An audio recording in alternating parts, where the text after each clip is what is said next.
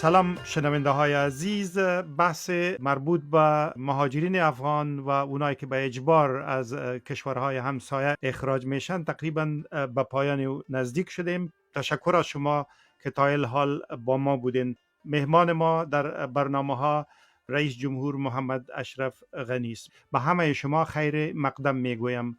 من داوود جنبش هستم. ستړي مشي. خوش کلپسیز.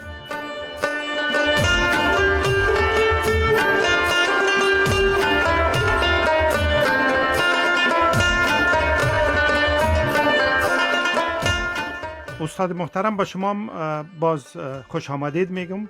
این برنامه چهارم و آخری ما در مورد مهاجرین خواهد بود و همونطور که در برنامه قبلی گفتیم جمع‌بندی میکنیم و طرح‌هایی را که میتونه در این زمینه وجود داشته باشه روی از اون میپردازیم.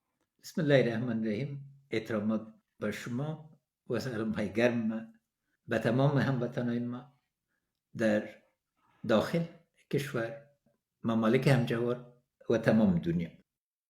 Afganistan eşikleri yüzlük yıl muhacirler yüzege açıkaydı. Oğuz'un cebri avdat kildirilgen larine kote balışka هم اوشنداق سخاوت بلن تیار بولشه کرک. مننه استاده. که ستاسې اجازه وي زه به ازبکستان کې خپلې زده کړې په ښه راولم او دا لنډې ازبکي جملې به مو هغه چاته چې ښایي پرې ونه پوهېږي وژباړم. تاسې وویل د افغانستان دروازې پیړۍ پیړۍ د کډوالو پر مخ پرانیستې وي. اوس باید په همغه سخاوت د خپلو ستنو شوو هرکلي ته چمتو واوسي. یک بخشی از قضیه مربوط به مهاجرین و عودت کننده های ما غیر از کشورهای میزبان مهاجرین منطقه‌ای است. آسیای میانه، کمی دورتر و غیره. فکر میکنین که عمق بحران را که ایجاد شده یا در حال ایجاد شدن است در مورد مهاجرین افغان در منطقه درک میشه؟ ما نشانه های زیادی را از همبستگی در این مورد ندیدیم. نکته اساسی دیدگاه است. از کدام زاویه کشورهای منطقه به افغانستان میبینن؟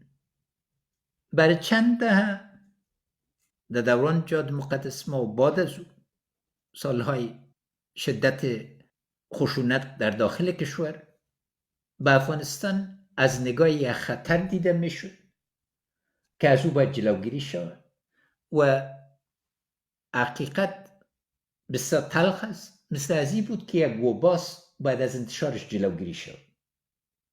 همه کس میخواستن که سدهایی را ایجاد کنن که از شیوع از این طوفان به داخل کشورهایشون جلوگیری شد.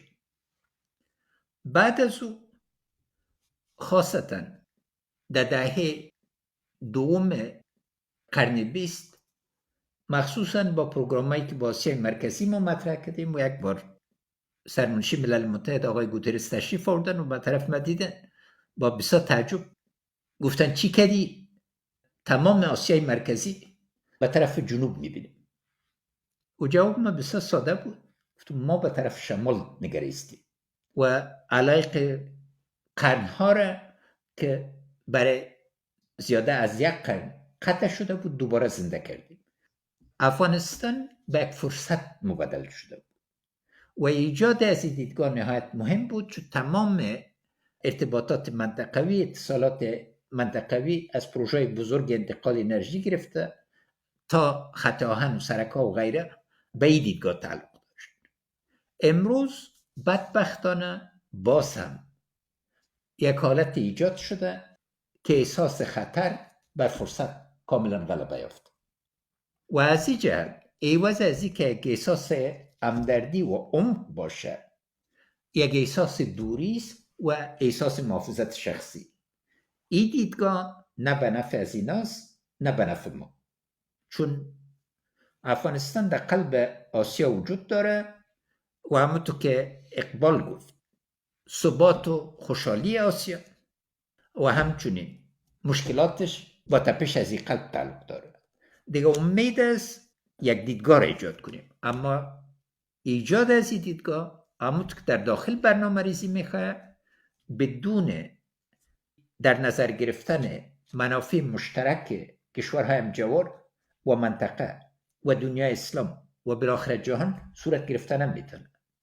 ستاسو منظور دا دی چې جهان اوس انتظار کوي چې وګوري افغانستان کې به څه پیښیږي که دومره ډار ډیر شوی دی چې حصارونه جوړوي چې د افغانستان نه ځان وساتي، ځکه څه نه وایي اوس منطقې کې حصارونه جوړوي، نړۍ کې غواړي چې هیر کړي، نه غواړي چې خبره واوري. افغانستان اوس د سومالیا په سطح ده، څومره سرحدونه ګوري ورباندې، نورې پیښې په جریان کې دي، او که غواړو چې نړۍ توجه وغواړو باید اول فیصله وکړو چې منطقې سره، آسیا سره، اسلامي نړۍ سره او نړۍ سره څه رقم اړیکې غواړو.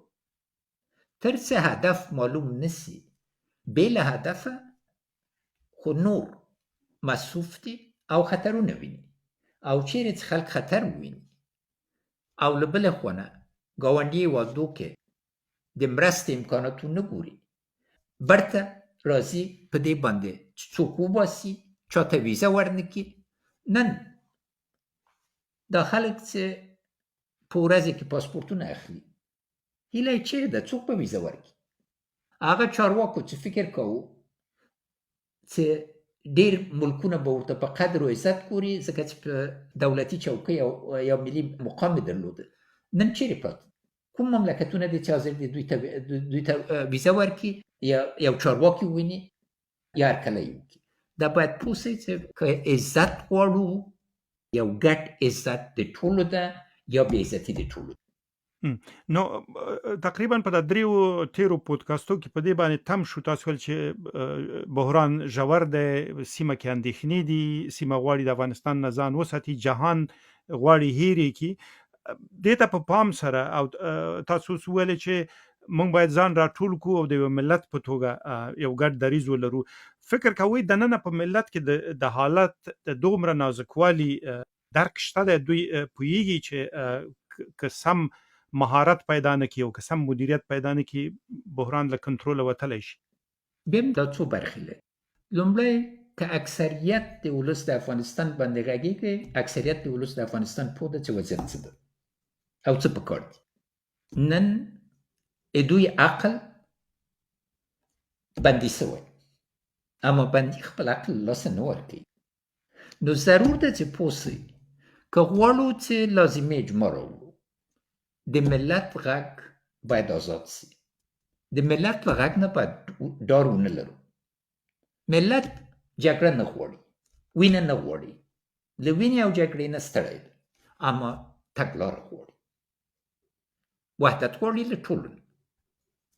دا چې نور اقشار په څه حالت کې دي، یوه ناهیلي په هغه اقشارو باندې راغلې چې صدمه یې لیدل او یو درس قشره کم له کمه کمزوري شوي.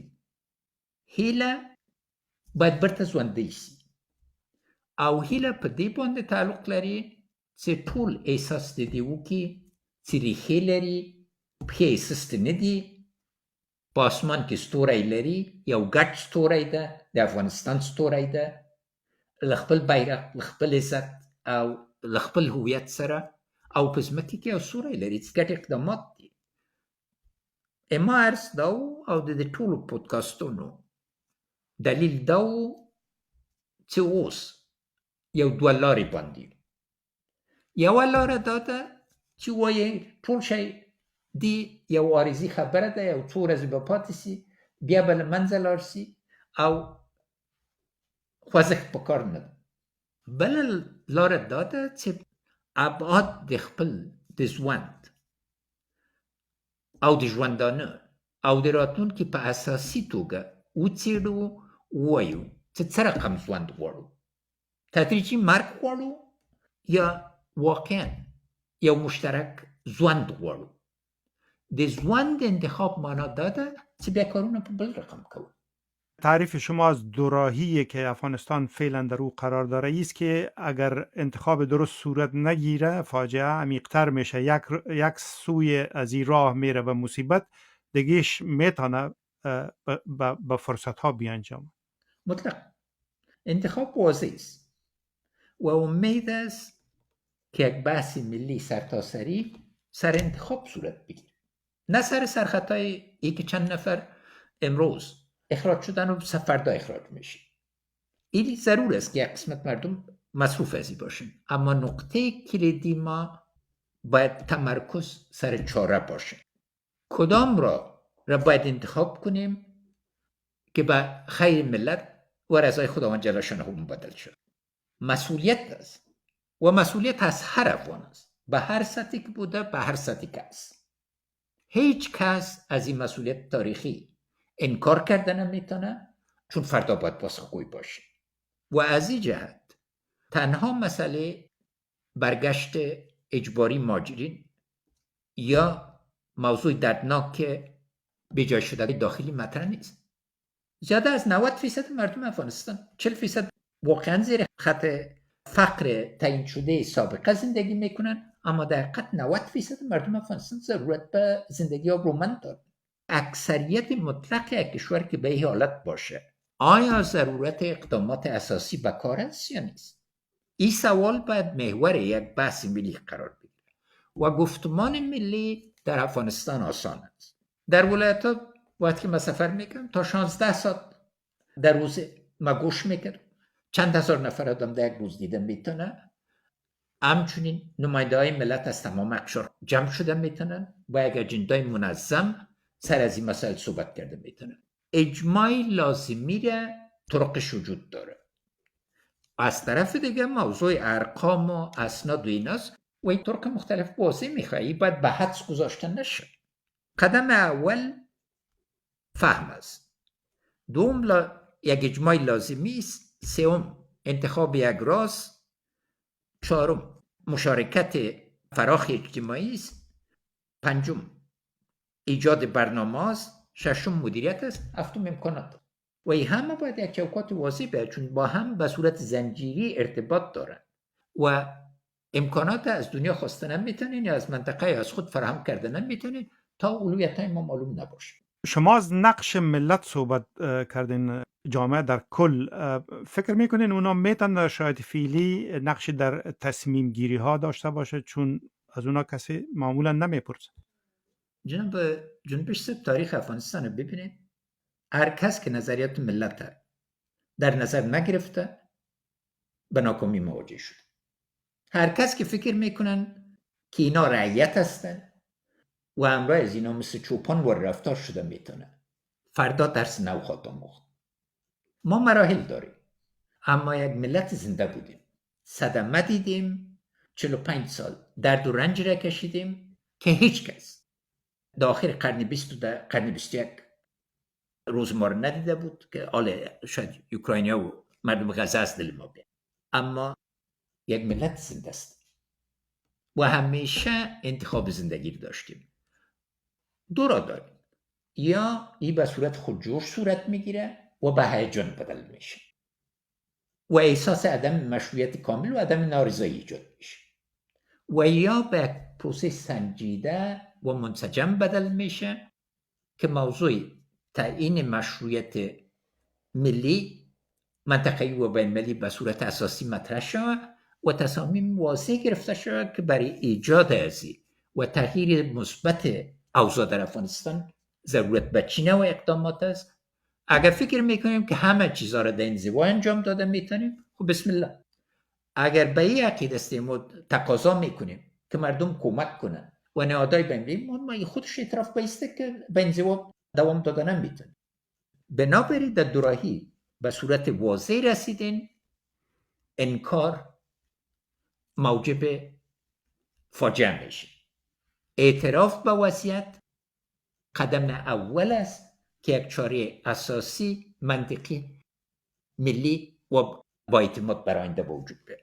یوه مسله چې فکر کوم دغه مواردو کې راپورته کیږي دا چې وایي هغه ګډ روایت چې ټول پې راټول شي په دغه برخه کې څه یو څه تعریفونه تاسې وړاندې کړل، خو که یوه مشخصه پوښتنه زه داسې وکړم چې ستاسې تعریف له دغه روایت نه چې د کډوالو د بحران سره را پیدا شوی دی او افغانان ټول د هغې په چاپیر راټولېدلی شي او ټول په یوه پاڼه کې ځان لیدلی شي، هغه څه دی؟ هغه دا ده چې موږ ځوان ته په مرګ باندې ترجیح ورکړو. موږ غواړو ژوندي اوسو، په ګډه ژوند وکړو، په عزت ژوند وکړو، یو بل سره ژوند وکړو. او هغه متل چې همیشه هم ویلي، که تا ویل چې زه یم او ما ویل چې زه یم، نه به ته یې نه به زه یم، او که ما ویل چې ته یې او تا ویل چې ته یې، هم به ته یې هم به زه یم. افغانستان د ټولو ګډ کور دی. داسې برخه د افغانستان نه ده چې تاریخي افتخاراتونه لري. کوم زون د افغانستان ده چې مرکز د یو امپراتوري نه و. لوی تمدنونه هم منځته راوړي دي، لوی کارونه هم کړي دي. هر وخت چې وحدت درلودلی ځلېدلي، هر وخت چې په نفاق کې و خور سوي. د وحدت روایت ده او امکانات سته. دومه خبره مې دا ده چې روایت معنا دا نه ده چې خیال و خوب ده. روایت په عملی توګه ده چې افغانستان یو منسجم بدلون ته حرکت کوی شي په منطق او په استدلال باندې، او ټولیدی سو.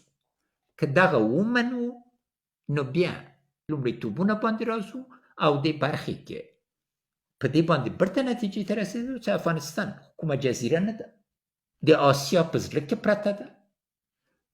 له دې موقعیت نه څنګه ګټه پورته کوو؟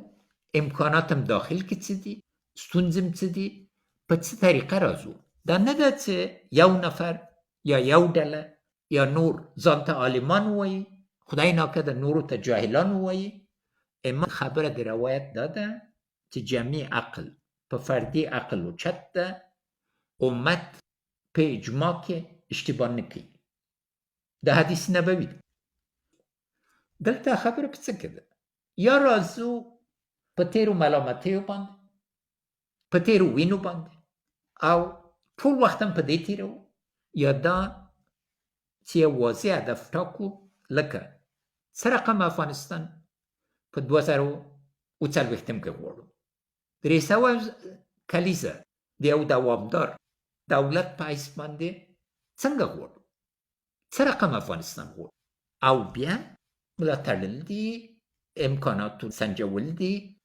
ملت که وخوځېده په دې خوا کې امنیتي مصارف کمیږي، د ژوندانه اهمیت باندې ټول نتیجې ته رسیږو، او په ګډه د ګډ ژوند، د با عزته ژوند، د ویاړ ژوند خواته ځو.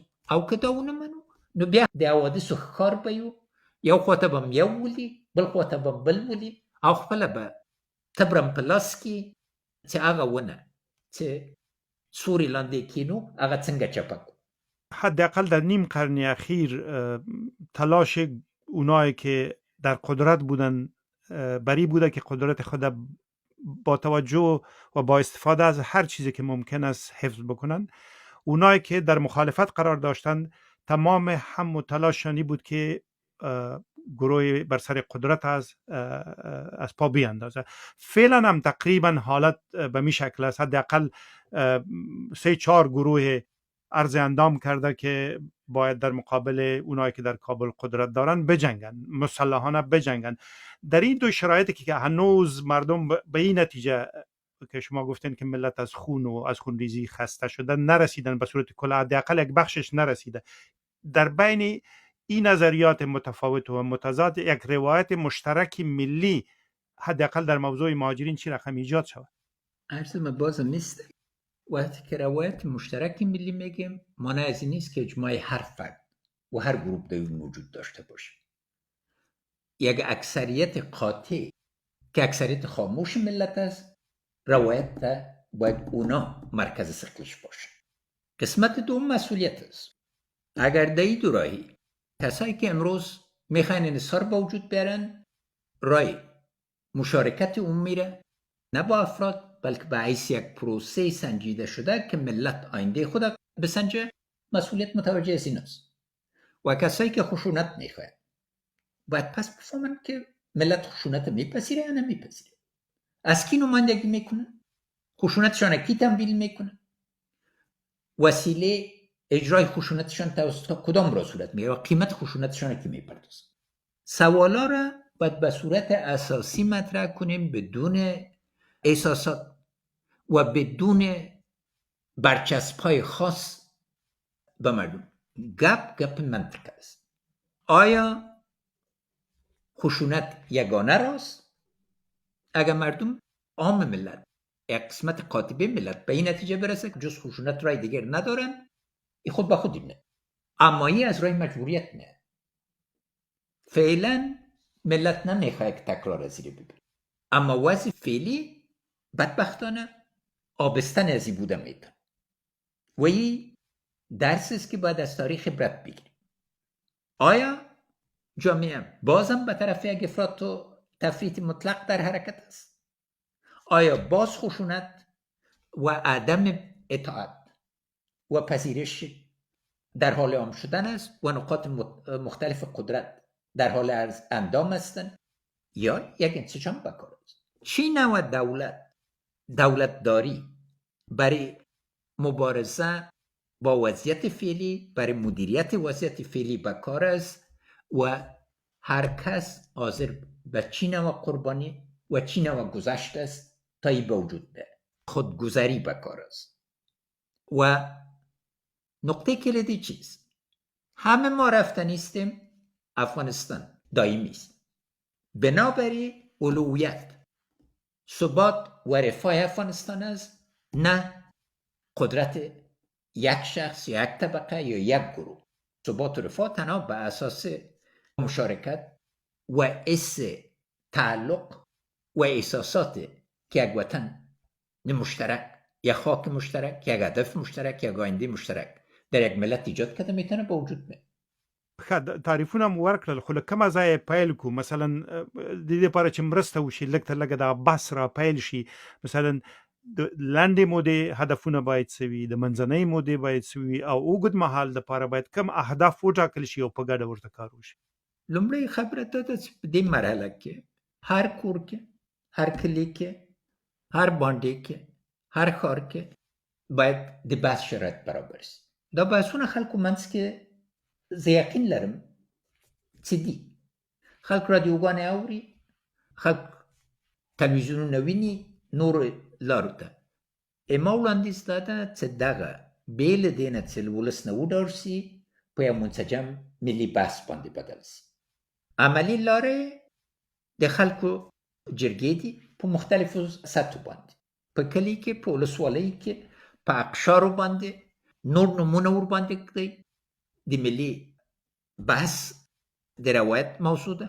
دا تحصیل کوونکو ته اړتیا لري چې په اساسي توګه ومنو چې دا موضوعات څه دي. دا یوه برخه ده.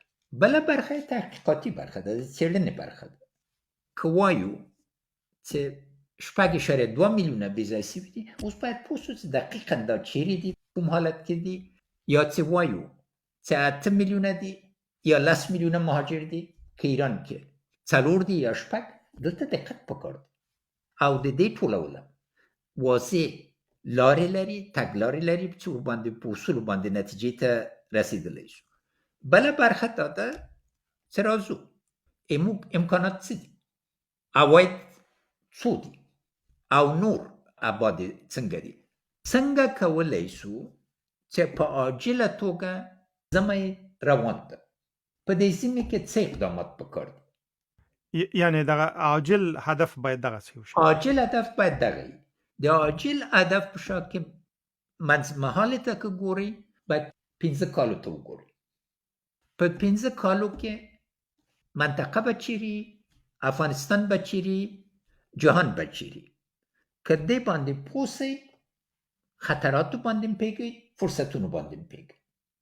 بل دا ده چې کوم منابع هم پکار دي، څومره هم پکار دي، او دا منابع چیرې دي.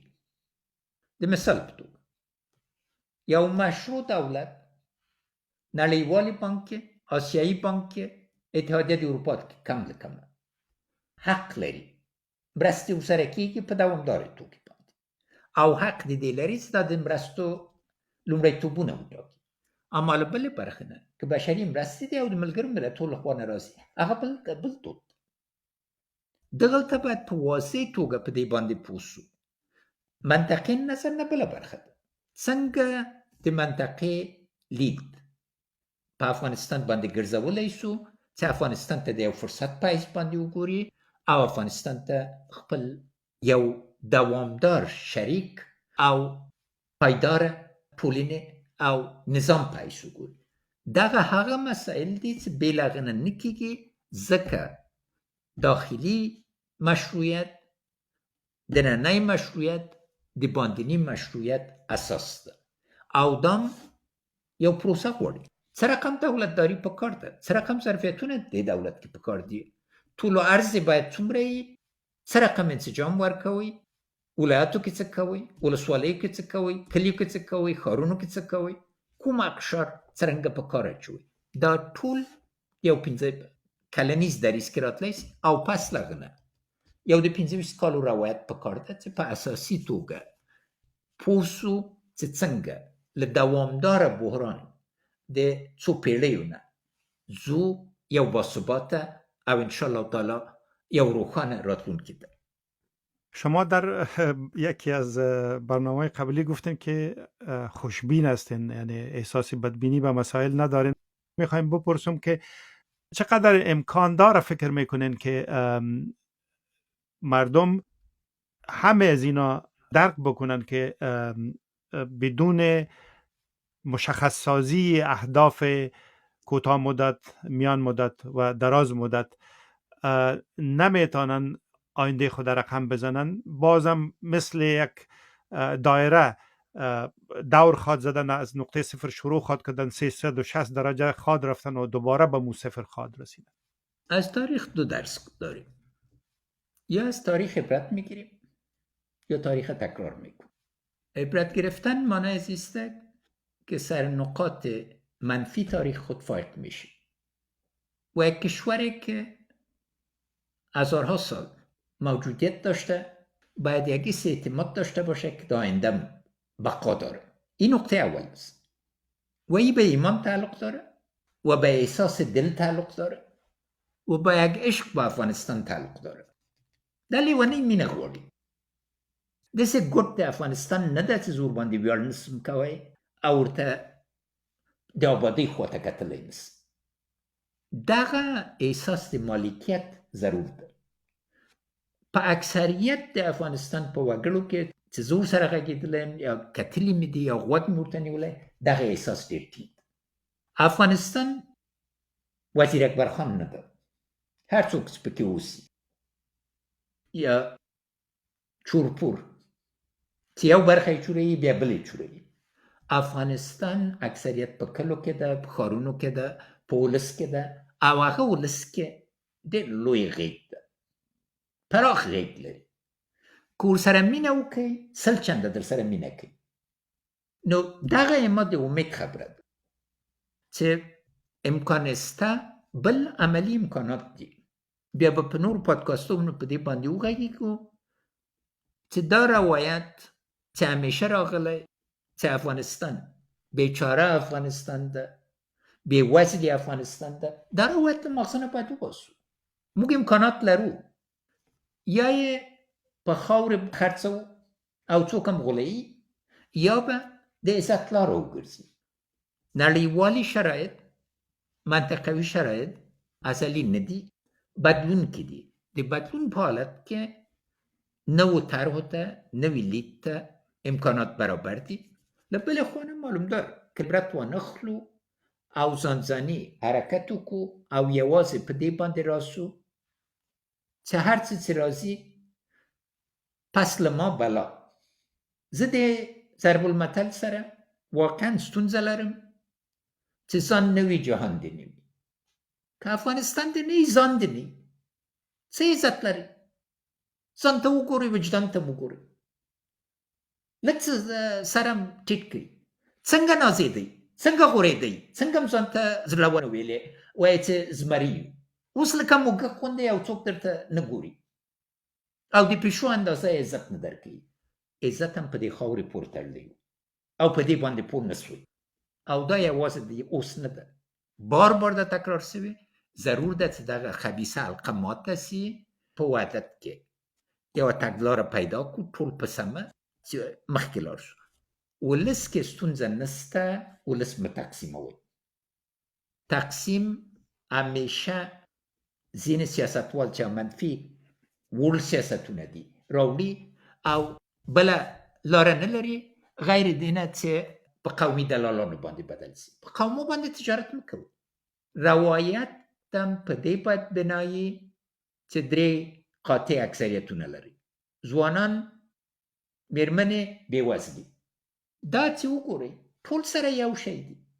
له بامیان نه یا دایکنډي نه که لاړ شئ پکتیکا ته یا پکتیا ته څه توپیر پیدا کوي؟ یا غور ته یا بادغیس ته یا بدخشان ته لاړ شئ.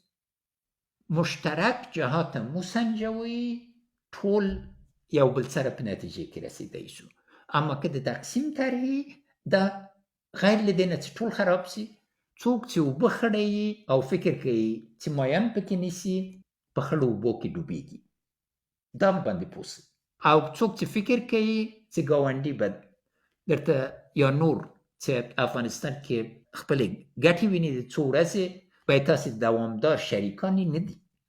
نو باید پوه شو چې یو ګډ وطن لرو، یو ګډ راتلونکی لرو. که دغه ټکي باندې پوه شو بیا نورې لارې د سنجولو دي او هغه ظرفیتونه په عمل کې جناب جنبش صاحب ظرفیتونه منځته راځي، نه په نظر کې نه په کاغذ کې.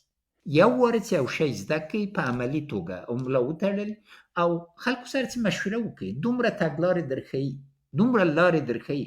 او هغه شی چې په افغانستان ولس کې خاصتا د قدر وړ ده که هر ولایت ته یا کلي ته یا هر ډلې ته درسي، ورته وایي چې دا 5 لومړیتوبونه د څه دي، په 2 ورځو کې 5 لومړیتوبونه درکړي. بیا طریقه باندې راځي چې څنګه یې عملي کوو. او د عملي کېدو باندې دوام که عملي کړل 1% د اعتماد راځي، 4 کو کړل 2 چنده راځي، 5 کو کړل 90% ته اعتبار ته رسېږي. بیا راتلونکي باندې در باندې اعتماد کوي. ځکه لنډ مهال اقدامات پکار دي چې د اعتماد فضا راوړي، چې منځ مهال اقدامات ته زمینه برابر شي او منځ مهال بیا اوږد مهال وروستۍ شېبې ته رسېدلي یو. استاد ما نه غوښتل او اوس هم نه غواړم، زه غواړم چې وطن بریالی شي، د وطن خلک بریالي شي. پوښتنه مې د منفیت لپاره نه ده، منفي اړخ نه لري. خو که داسې فرض کو چې د دغو لومړیتوبونو د دغو اهدافو په پیژندنه کې یا غفلت وشو یا ناسم تشخیص شو، عواقب د وطن او د ملت لپاره څه کېدای شي؟ په تیره بیا چې همغه چې تاسو ویل منطقه ځان له افغانستان نه جلا کوي او دنیا بیخي هیر کړی دی. جناب جنبش صاحب تاسو خبره هیڅ نوع منفي نه ده. هر طرح چې جوړوي باید لومړی خبرم دای چې منفي جهاتو باندې پوسی، غیر له هغه نه مثبت جهاتو باندې نتیجې ته نه رسېږي. ما ځکه په دې پودکاستو کې تاسو سره مثبتو برخو باندې راغلم ځکه چې هلته ترکیز کم ده. منفي برخې کې هره ورځ دا ګوري، یو سیلاو روان ده، یو زلزله روانه ده، یو آتش فشان روان ده که سترګې پټې کوي عواقب وخیم دي.